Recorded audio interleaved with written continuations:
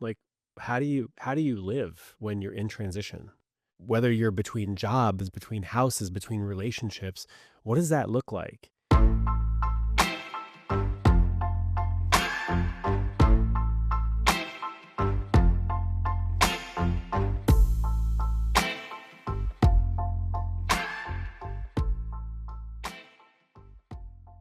Hello, hello. Welcome to the Love Drive podcast. My name is Sean Galanos. That's right, Galanos, not Galanos. What happened? At some point in the last couple of years since my dad passed away, I have inherited his way of pronouncing, oh my God, his last name, which is Galanos. I used to say Galanos, and other people will say Galanos. And so I think it's the kind of name where it has multiple pronunciations. And since my dad passed away, I'm trying his on for size. And so far, so good.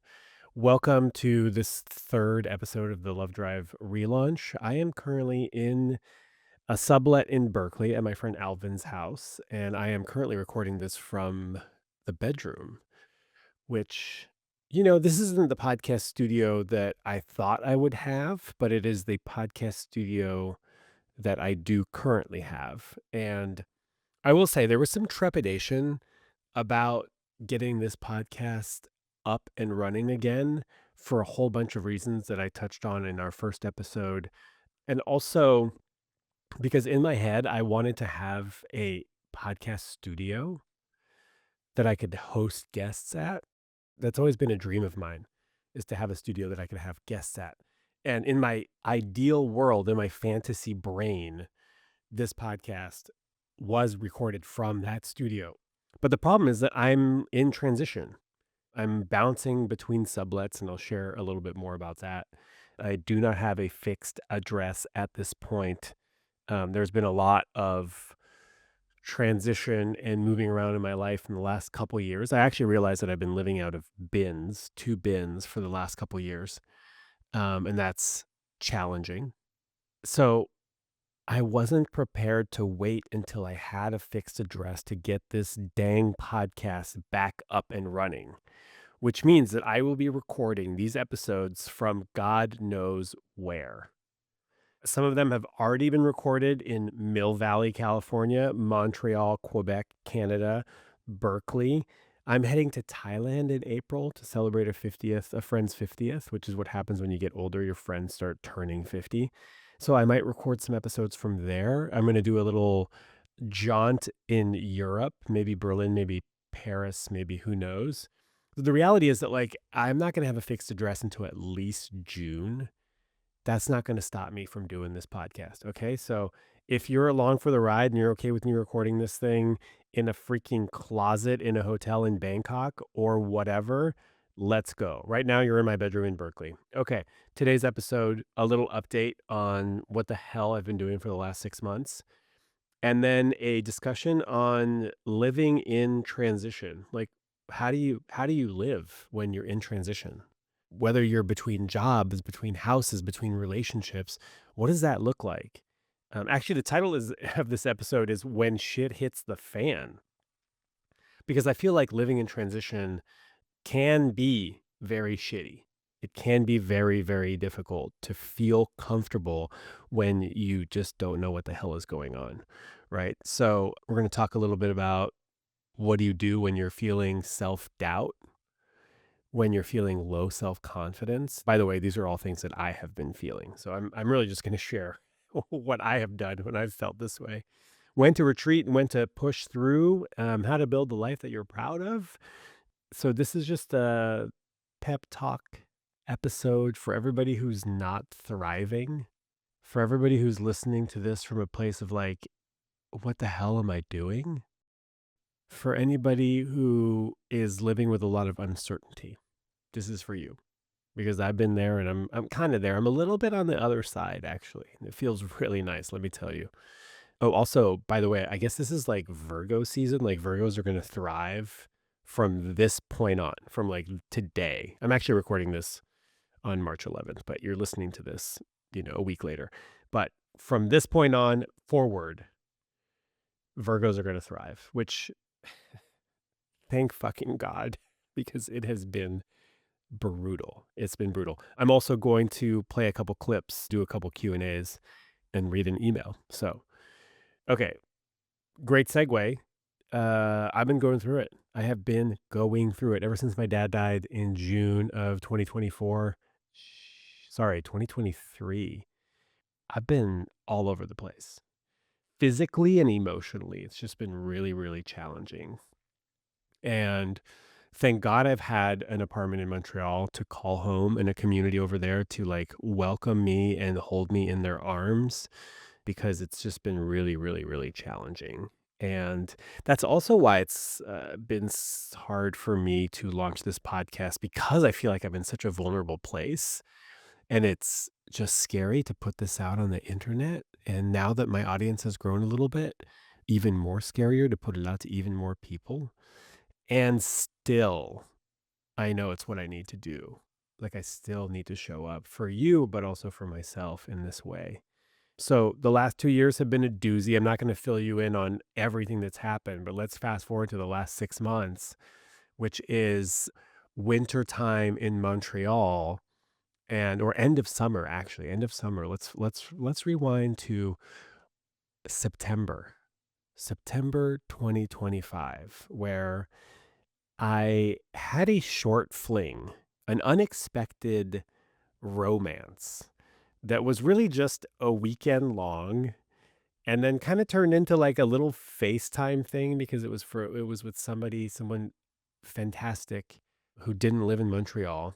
And that thing was short-lived. It lasted like a month and it ended abruptly. And what happened was that it triggered a past childhood wound that had not been explored since childhood. And I kid you not, I'm being 100% serious. I cried for 2 months.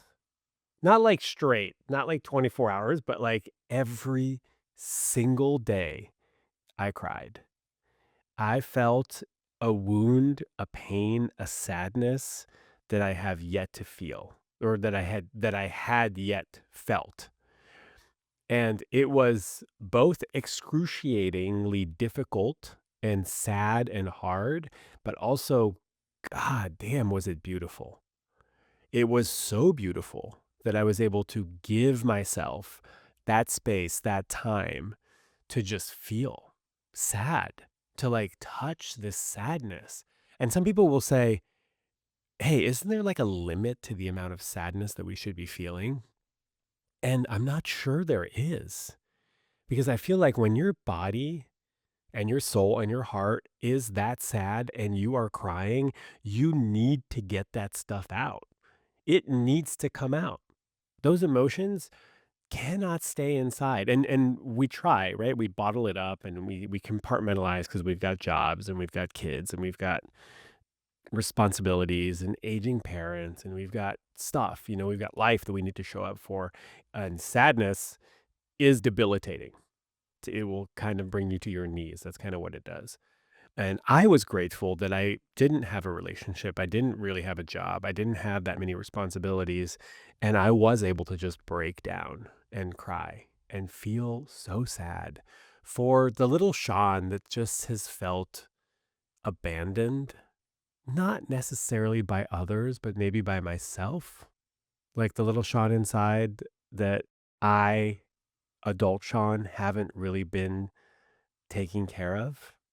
And we don't have to talk about like how the little Shaun got there. I feel like everybody's got a little person inside that is not doing well, that needs TLC, that needs a lot of nurturing, that needs attention. And I think I've been dealing with that little Shaun with like other stuff, substances, nicotine, caffeine, sex, scrolling, doom scroll, Reddit, Instagram, external validation, comments, likes, shares. Instead of like just sitting with this little guy inside that just like feels really lonely and feels like he's not good enough or feels like he's always abandoned or feels like whatever thing that I think all of us, to a certain degree, are kind of struggling with. So that's what happened. That's what happened in these last 6 months is that, like, I just was not doing well. I mean, I was it was beautiful and it was really, really hard. Struggled a lot to just sit with this pain. And yeah, it was hard. It was hard to show up. I really couldn't show up for much of anything. Oh my God, I forgot. And while this was happening, my dog died. Literally, while this is happening, Roger is just old. He's 13 and he's starting to limp. And I bring him to the vet, and the vet's like, he's not doing well. He's got like a mass, and it was benign, but it was preventing his ability to walk. But then they took x rays and they found like all this tissue damage, basically like crystallized whatever, basically from like long-term osteoarthritis. Because Roger was a freaking legend and he fetched every single day of his life up until the day he died. The day he died, he did not fetch, which was sort of like I was like, all right, dude, you're not fetching. Let's get out of here. Let's do this thing. But so this happened in October, right? So there was like the August romance, the September heartbreak, the triggering of all of these, deep childhood things. And then my dog gets sick. And it's like, whoa, it was a lot. It was a lot. I will say, Roger and I had an amazing run. He was a legend. He was iconic. He was the dog that everybody wanted. They wanted their dog to be like him. He was so well behaved, a true angel. We had a beautiful going away ceremony with just me and my friend Adele. We sang him songs, Tracy Chapman, Nick Cave, fucking Dirty Dancing, Time of My Life. Like, he had Michelin star chicken and fries as his last meal. I mean, leftovers from the night before, but still Michelin star. I mean, the guy was blessed. And I think he was like, yo, man, I'm tired. And I'm like, hey, I get it. Let's do this thing. And we did. We went to the vet. We did the thing. I'm not going to go into details. I wrote all about it. I'll put it in the show notes. So that happened. So then I lose the love of my life on top of all this other, like, just a human existence. It's like a human wound, right? And needless to say, I'm struggling. I'm not doing really well. I'm also kind of frozen at this point, and I'm not ready to leave Montreal because I have friends there and I have a lot of community there. But I know that I have to come back to the States because I have a freaking trauma bond with the United States. I'm not going to go into every single reasons why I'm here, but like, we moved to the States when I was 13. I'm born in Montreal. Montreal is my one and only, my true love, and I will be back there. But I still have unfinished business in the United States. But we moved to the States when I was 13. So like, ostensibly, I'm American. I mean, I am American. We got naturalized when I was 22. So I've lived like half my life, more than half my life in the United States. The rest of it in Canada. So I've got friends here. I've got an apartment here. I've got a car here. I've got toys. I've got family. Like, I have a life here as well as in Canada. And so I'm not quite ready to give it up. And so the plan is move back to the United States, get this podcast back up and running, even though I feel terrible and I'm in a huge amount of transition. But I did it. I moved back, and instead of moving back to LA, I moved back to the Bay Area because I have friends here and I have family here and I have community here. And I moved back here Jan 1, and today it's March 11th. And it's hard not to have a home. It's hard to be living out of bins, 2 bins. And on top of all of this, I am feeling an incredible amount of self-doubt. Like, so much self-doubt. It's crippling. And someone on Instagram yesterday was like, "Oh, don't feel that. You're great." And it's like, "Oh, okay. Thank you." But that's not how self-doubt works. It's like no amount of external validation changes how I'm feeling inside and how I have been feeling inside, not currently today, but like, as of pretty damn recently, is that like, I don't know what I'm doing with my life. I don't know what I'm doing with the love drive. I don't know if I'm the kind of person that should even be giving advice or talking about matters of the heart.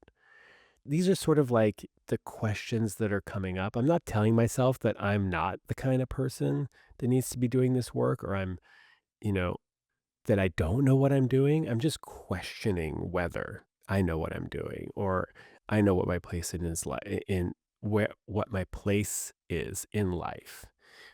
And I'm just feeling low self-confidence. Again, not today. Right now I feel okay. But it ebbs and flows. But I had a long period of self-doubt. And I think that's normal. I think it's normal. It's just that we don't talk about it. We don't talk about it.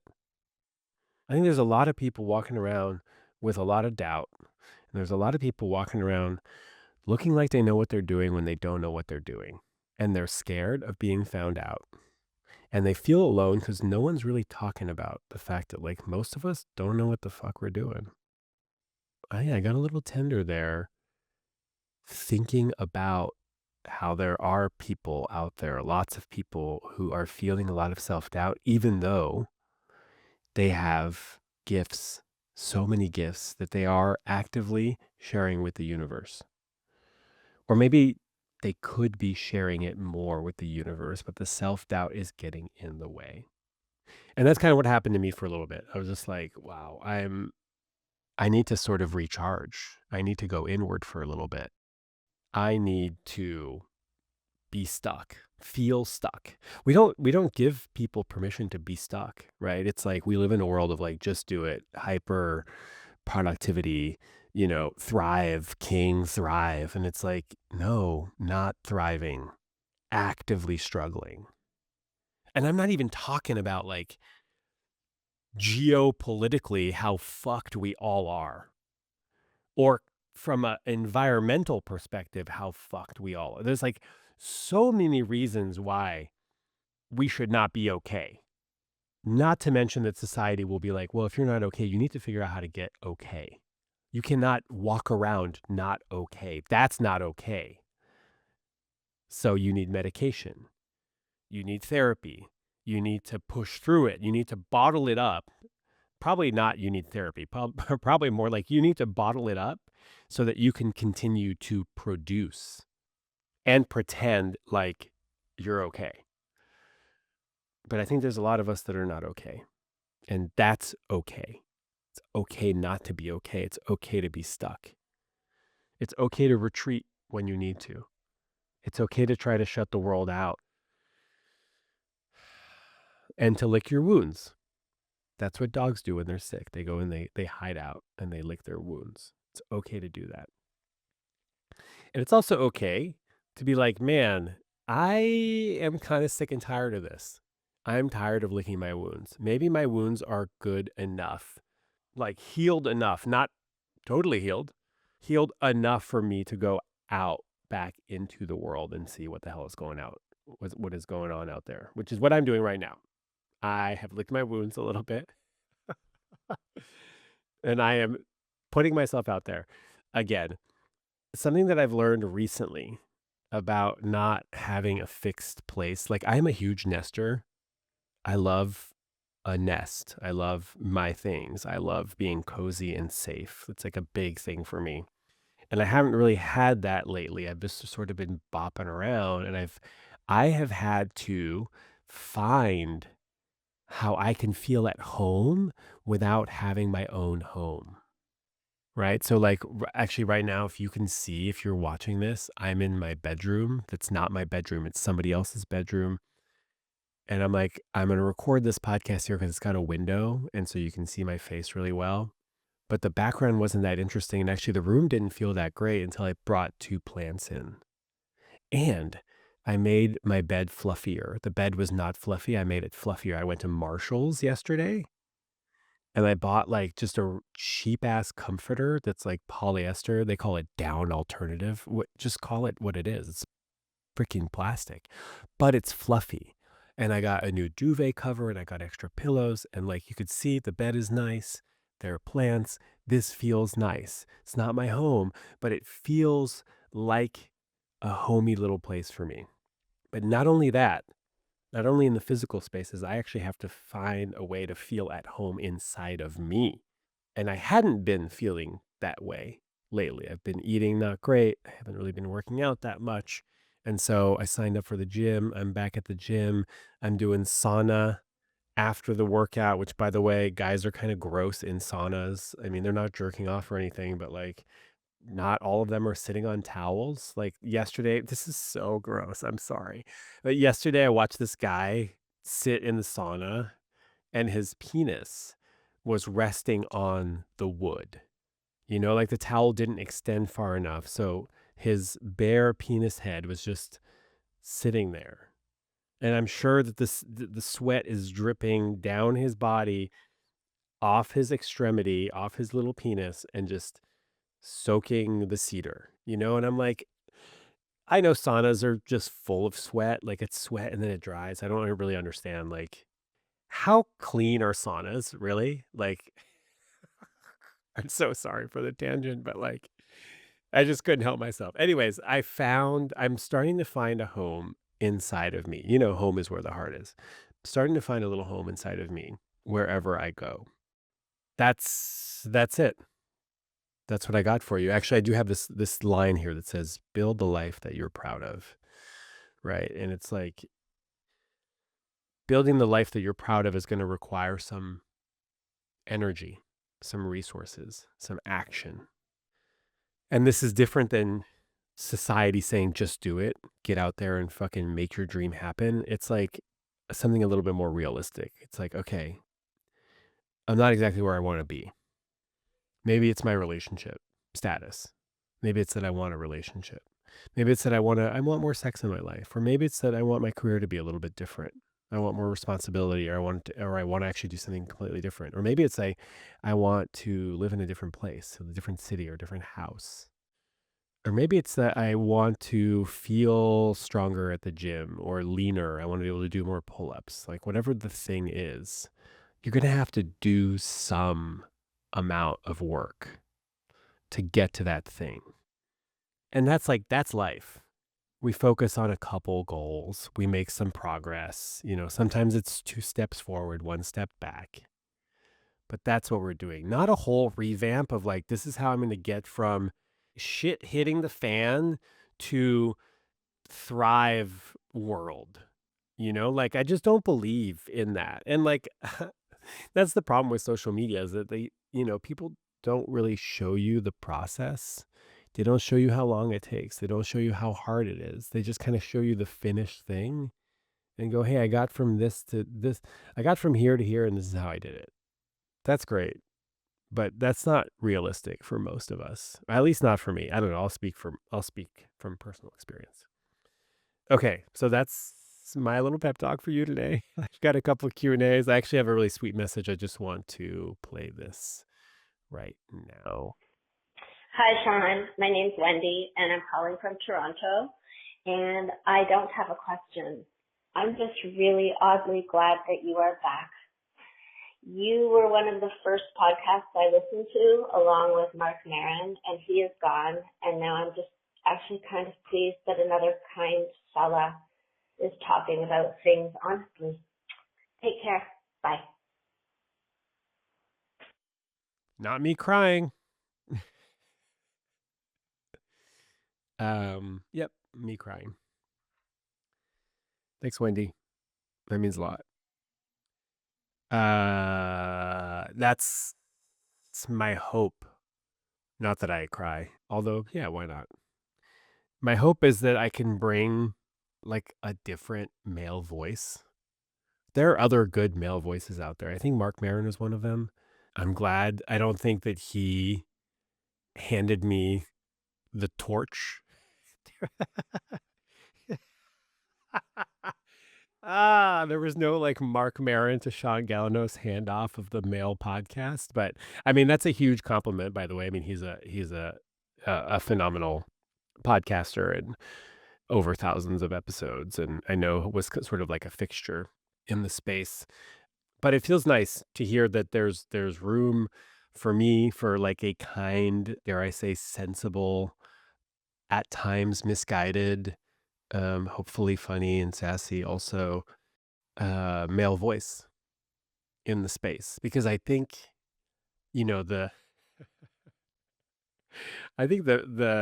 predominant sentiment is like, gosh, can we just stop it with the guys on the podcast? Like, can we stop giving basic bros a microphone? And I agree. And it's interesting because sometimes part of my self doubt is like, oh, do I really have anything to say? But as you can see, I have a lot to say. It's been 27 minutes and I'm going on pure passion here, with very few notes. So I do have a lot to say. And sometimes I wonder whether my voice is valuable. And I know that that is, oof, I got sad hearing myself say that, you know, or like the fact that that doubt lives inside of me, right? Like there's a part of me that thinks that my voice is not valuable. And that's really sad. That's an old message from childhood or from whatever life. Like I must have had experiences where, I felt like my voice wasn't valuable or that I wasn't valuable. And that's really sad. There's this really funny practice. I love this practice. It's so good. But, negative self talk is pretty common. We all do it. We all do it. And sometimes we do it live, like out loud in front of people. We'll like bash ourselves in front of people. And I have a friend and sometimes she'll go, "Oh my god, I'm so stupid." And then I will say, "Hey, don't talk about my friend that way." And it's really cute and it's a lighthearted way of sort of bringing attention to this negative self-talk that we sometimes do inadvertently. Like we are not aware that we are negatively talking to ourselves, like let's say you'll do something bold, like you'll try to talk to a stranger in public and you'll fumble because that shit's hard. And then as you walk away, you'll go, "You idiot. You shouldn't have done that." Instead of saying, "Ah, buddy, that was bold." "Damn, way to go, bud." We'll actively be mean to ourselves. And I have been working so hard on this. I've been working so hard on not being mean to myself and only using loving language. And it's really difficult. I'm getting teared up again. Jesus Christ. Get a grip. And instead of doing that little joke that I just made, I could have been like, Jesus Christ, there's a lot there. There's a lot to feel sad about. So don't talk about my friend that way. Okay. And thank you, Wendy. Gosh, what a sweet little message. Okay, let's do a question. Hi, Shaun. I love your work. I'm glad you're doing this. I'm Emily, and I'm calling from Montana. I have about 3.5 years now post a breakup that pretty much rocked my world, and I came out on the other side with a lot of huge wins in my own life and career, and I've totally flipped my life upside down in the best way possible. So I'm not here to just say it's all bad and everything's awful, but I still can't get past the story of, like I left a really good guy and he moved on right away, got married right away. It's hard for me to move past the story. And I think even lately, even 3.5 years later, I've been wondering, it feels like I let a really good love go and that could have been a once in a lifetime thing and that it might not come back again. But it feels so true. And I'm just wondering, like, how do you forgive yourself or how do you move past that and find hope, especially in a time where you're trying to date in a pandemic, say, or whatever, and there's just nothing happening for you out there. And the other person did it so quickly. It's so hard to not think that somehow you kind of got this short end of the stick. I'd love to hear your thoughts on how to kind of like break those patterns or think about it differently so that you can keep healing. Thanks so much. Thanks, Emily. Emily from Montana, everybody. I used to call Montana Montana. I think people call it because people call it Montana because there's so many men there. Whew. Yeah. There's a lot here.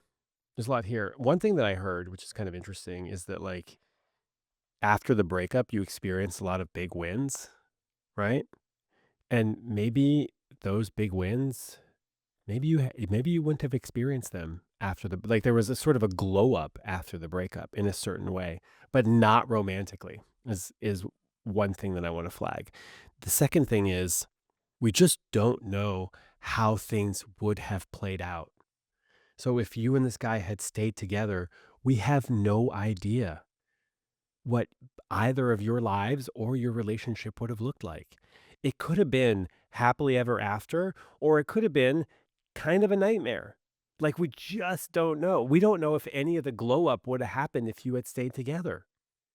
All of the gifts that were bestowed upon you after this breakup, unclear if you would have gotten those. You probably would have gotten some of them, maybe not all of them.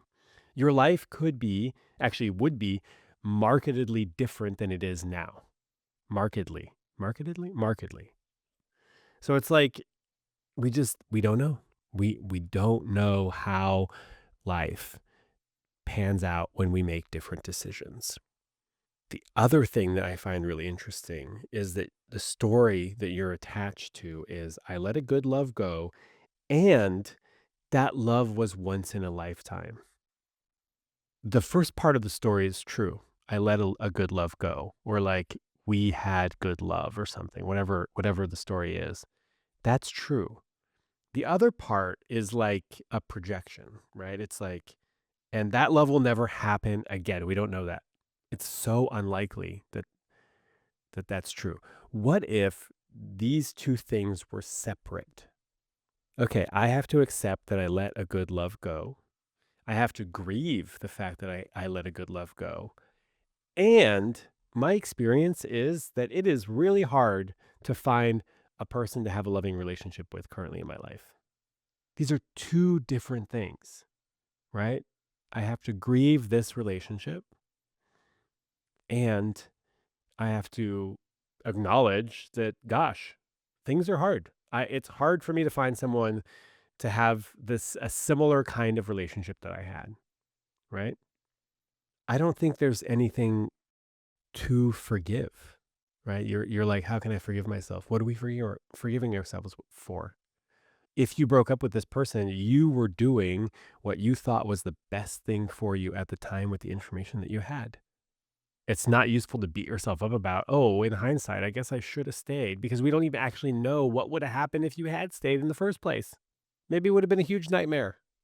So there's nothing to forgive yourself about. I think it's more about grieving that life that you could have had, the potential fairy tale life that you could have had with this person. And also sitting with the discomfort and the sadness and the challenge of not having the kind of love that you want to be having in your life right now. And lastly, try not to compare your grieving process with that of another, right? So, like, he quote unquote moved on quickly and remarried, and now he's, the happiest he's ever been. Sure, maybe. We don't know how he's doing inside, right? So another thing is don't compare your insides with somebody else's outsides. And you live in a state called Montana, so there's good chances. Good chances that there's some rugged ranch hand out there that's a good fit for you. And I want this for you. Also, I just want you to be kind, and to not compare yourself to other people. And hope you find what you're looking for. Thank you for the question, Emily. All right, what else? I got an email actually that I want to read to you. It says, in your intro, you mentioned you're a rape crisis counselor. I've never heard you say this. Do you think this has helped you with communication during difficult or awkward situations, such as during sex? Wishing you the best, Savannah. Hey, Savannah, thank you for your email. Yeah. So, gosh, when was this? This must be at least like 13 years ago. I was living in the Bay Area, and I wanted to do some sort of training. And it was either, oh, I wanted to do sex education training, and I didn't get into the program, and so I started looking around, and I wanted to work for some sort of crisis hotline, and I found BayWar, which is the Bay Area Women Against Rape, and it's a crisis hotline for women who have experienced rape or sexual abuse in any kind, who can, they can call when they're struggling. And I thought that that would be interesting. I had worked on a hotline in my teens doing like volunteer work. And I forget what that hotline was for, but I remember really enjoying the experience. And I was like, okay, let me get some additional training. And so I got accepted into the Baywar program and I feel like it was like 3 months of training and I became a California state certified rape crisis counselor. And I did about a year of working the hotline. And I will say I learned a ton. And one of the things that I walk away with or remember on a regular basis is that it's only weird if you make it weird. It's only weird if you make it weird. It's only awkward if you make it awkward, right? And so what I learned from rape crisis counseling is that like you got to be able to say the thing that's hard to say. And when you're talking to somebody who's gone through sexual abuse, you have to use words like rape and sexual assault, and you can't really make it weird, right? Like, you don't want the crisis counselor making it weird. And so I just kind of learned to say hard things without cringing or like looking awkward. I just was like, okay, this situation requires a level of maturity here because it's in this situation where I'm supporting somebody else. It's not about me, it's about them. Everything is about them. All I'm here to do is support, give resources, listen, validate, whatever they need, I'm here for. And so that's kind of how I learned to like get out of my head and be in a supportive role. And so I guess it has helped with my communication during difficult or awkward situations because I've learned to just like say the thing. And oh gosh, we just need to say the thing. We just need to say the thing so much for everybody, for yourself, for others. Like there's so many things that are going unsaid, which is why I have a job. You know, people ask me all the time, like, hey, when he did this, what did he mean? When she said this, what did she mean? Or what did she mean when she said it's like just ask the question. There's a lot of unspoken stuff out here that's making life really complicated because we're scared of talking. We're scared of being honest. We're scared of speaking our desires, our boundaries. We're scared. And look, I'm not faulting anybody for being scared. I'm scared too. I feel like fear is an emotion that I really struggle with, and I don't really know how to express it appropriately. I don't know how to live with it. Sadness, I got. Anger, anger, I'm not so great at. And fear is a tough one. Fear is a tough one because I think the knee jerk is to freeze. Well, I mean, I guess some people flee and some people fight and some people fuck. I guess those are the 4 Fs of a stimulus response. But I freeze. I freeze. I just don't know what to do. So, little tangent there, little tangent. Okay.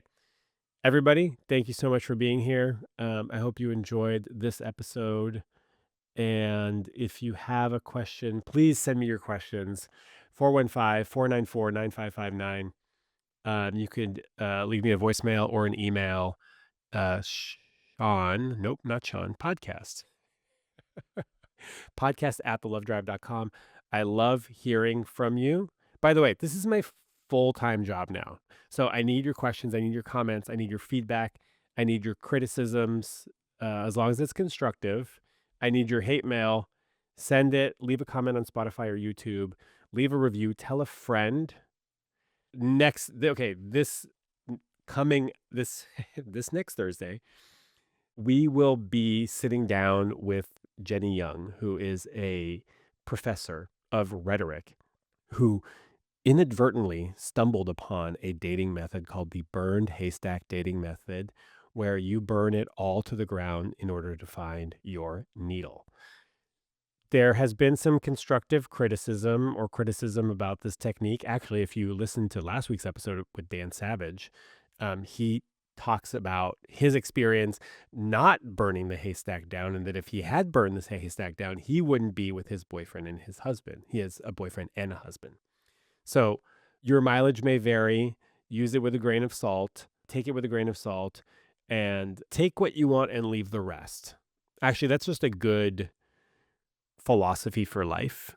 especially when you're listening to like advice podcasts or reading self-help. Take what you want and leave the rest. And that applies to this podcast as well. So thank you for being here. I am grateful that you are here.